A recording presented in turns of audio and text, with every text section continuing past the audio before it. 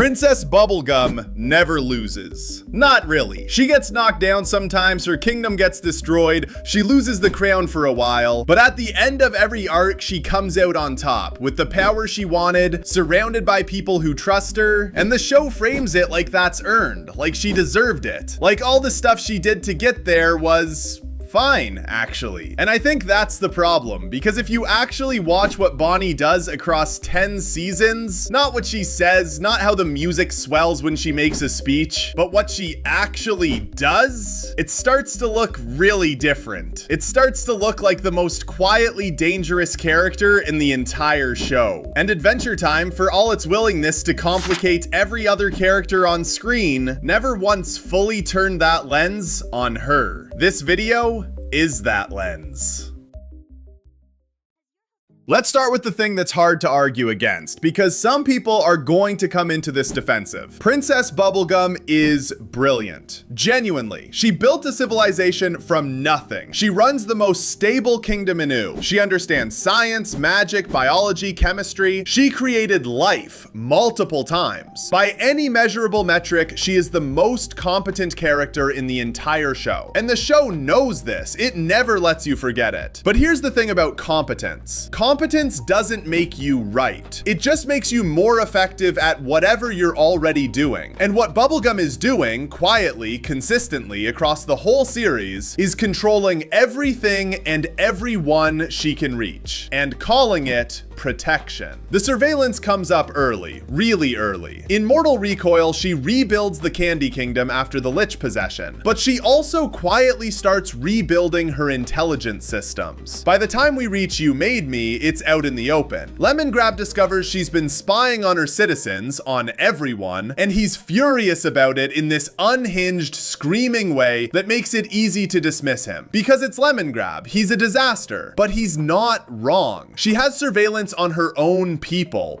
who trust her, people who literally call her mom in some cases. And her defense, her actual defense, is that she needs to know what's happening so she can protect them, so she can stay ahead of any threat. That's not a princess. And the show kind of laughs it off. Lemongrab is the butt of the joke. Bubblegum is still competent and responsible and in charge, and that's treated as the correct order of things. But stop for a second and imagine if Jake found out someone had been watching him this whole time, or Finn, or Marceline. The show would frame that as a violation, because when it's someone the audience is supposed to like being watched, it's a violation. When it's the Candy Kingdom citizens who don't even fully understand what's happening to them, here's where it gets more uncomfortable. The Candy people, her people, the ones she made. There's a moment in the show where we find out that Bubblegum designed the Candy people to be easily frightened. Specifically, intentionally, because if they get scared enough, they explode. That's not a side effect, that's a feature. She built a failsafe into her own citizens. People she created, people she rules. Think about what that means. She created beings capable of feeling fear, of feeling love and attachment and joy, and she built into them a biological mechanism that kills them if those feelings spike too high. And she never told them. They go about their whole lives not knowing that their own creator put a bomb inside them. When that comes out, Finn is horrified. That's the correct reaction. But Bubblegum defends it, and the show kind of moves on. Because she had her reasons. She always has her reasons. This is the pattern. This is the whole thing. The Bubblegum problem isn't that she does bad things. Lots of characters do bad things. The Bubblegum problem is the gap. The gap between who she presents herself as, this benevolent scientist queen who just wants her people to flourish, and what her actual behavior reveals about what she values. She values control. Specifically, she values control over uncertainty. And she is terrified, genuinely, deeply terrified of any situation she didn't engineer, didn't predict, didn't already have a plan for. You can see it in how she treats the people closest to her. Finn, for most of the early series, is basically her weapon, her hero on call. He's genuinely devoted to her, and she knows that, and she uses it. She sends him into situations that are dangerous, and she gives him just enough information to do the job, and not enough to question whether the job should be done. That's not mentorship, that's management. management. And then there's Marceline. Their history is one of the most emotionally complex things in the whole show. And it's also where the PB problem becomes the most personal. We find out eventually that they were together, that there was real love there, and that Bubblegum ended it. Not because the feelings weren't real, not because Marceline did something wrong, but because Bubblegum couldn't handle it. Couldn't handle caring about someone that much while also trying to hold everything else together. So she made a choice, quietly, without giving Marceline the full truth. And then she kept Marceline at a distance for what seems like centuries. And Marceline, who has this long, painful history of being abandoned by people she loved, her mother dying, Simon losing his mind, she had to go through that too. She had to go through the experience of someone she trusted just closing a door without explanation, because Bubblegum decided it was cleaner that way. When they finally reconcile in Obsidian, it's beautiful. I'm not saying it isn't, but at no point does Bubblegum really sit with what that distance cost Marceline. At no point does she look at what she did, the unilateral decision, the silence, the centuries, and say, this was wrong. She acknowledges it hurt, she doesn't fully take responsibility for it, because in her framing, she made a hard decision. She sacrificed personal happiness for something bigger. That's not cruelty, that's leadership. And maybe she believes that. That's almost worse. The Flame Princess situation doesn't get talked about enough. When Flame Princess and Finn start getting close, Bubblegum doesn't let it happen. She runs calculations. She determines that FP is structurally unstable, that if her emotions spike, she can trigger a thermodynamic reaction that would destroy the world. And so Bubblegum